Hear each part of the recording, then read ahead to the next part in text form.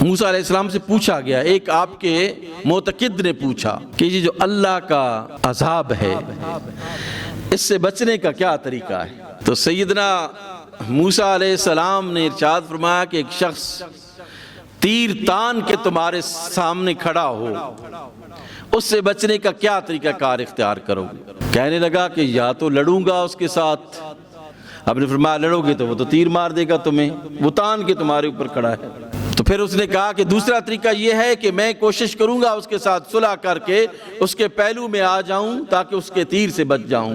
تو موسیٰ علیہ السلام نے فرمایا بس یہی طریقہ ہے، اگر اللہ کے عذاب سے ڈرنا چاہتے ہو تو پھر اس کے پہلو میں آ جاؤ، اللہ کے قرب میں آ جاؤ، اللہ کے قریب آ جاؤ، پھر تمہیں وہ اپنے عذاب سے بچا لے گا۔ جو اللہ کے ساتھ کھڑے ہو تو وہ تمہارا دوست ہے۔ اللہ ولی الذین آمنوا یخرجہم من الظلمات الی النور، اللہ دوست ہے ان لوگوں کا جو اس پر ایمان رکھتے ہیں، وہ انہیں اندھیروں سے نکال کر روشنی کی طرف لے کے جاتا ہے۔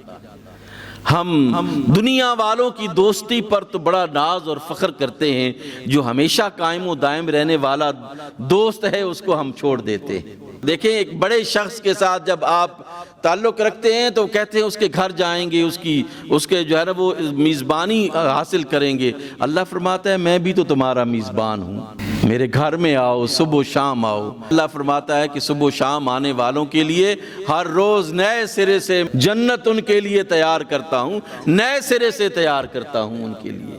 جب وہ آتے ہیں، جتنا وہ آتے ہیں، جتنی اکثریت کے ساتھ آتے ہیں، میں اپنے جنت کو ان کے لیے تیار کرتا رہتا ہوں۔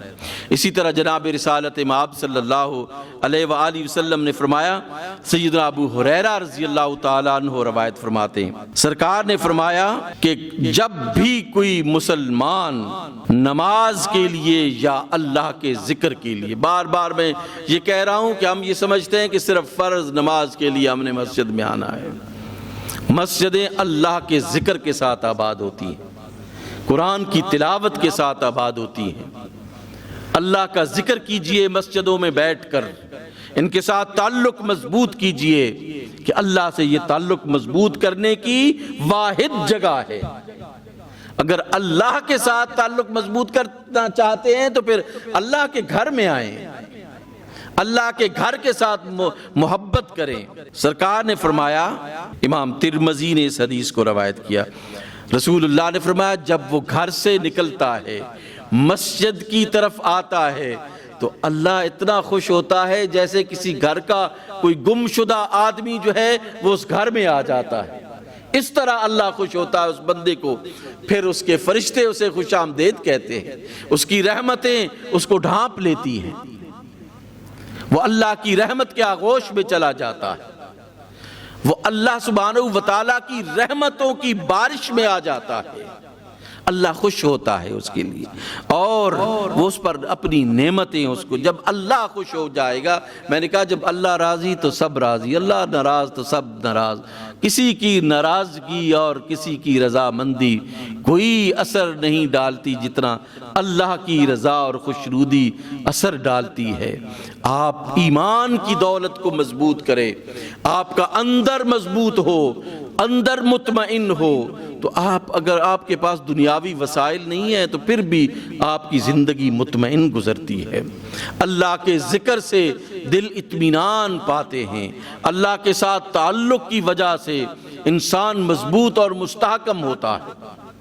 آج دنیا کو دیکھیں کہ ایک طرف وہ کھڑے ہیں جو کہتے ہیں کہ ان الذین قالوا ربنا اللہ ثم استقاموا، اس پر وہ مستقیم ہیں، پوری دنیا ان کے مقابلے میں کھڑی ہے۔ وہ کہتے ہیں کہ جب اللہ راضی ہے تو پھر سب راضی ہیں، اللہ راضی نہیں ہے تو کوئی بھی راضی نہیں ہے۔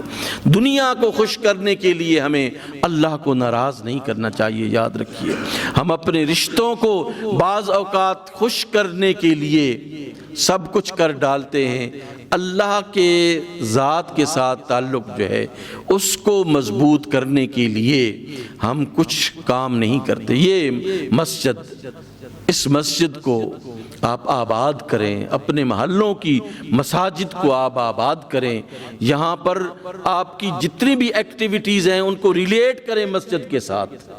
آپ کا نکاح مسجد میں ہونا چاہیے، آپ کی خوشیاں مسجد میں ہونی چاہیے، آپ کے غم مسجد میں ہونی چاہیے۔ یہ اللہ سبحانہ و تعالیٰ کا گھر ہے، یہاں پہ خوشی بھی منائیں گے تو اللہ خوش ہوگا، یہاں پر اگر کسی غم کی صورت میں آپ بیٹھیں گے اللہ جو ہے وہ آپ کے غم کو کافور کرے گا۔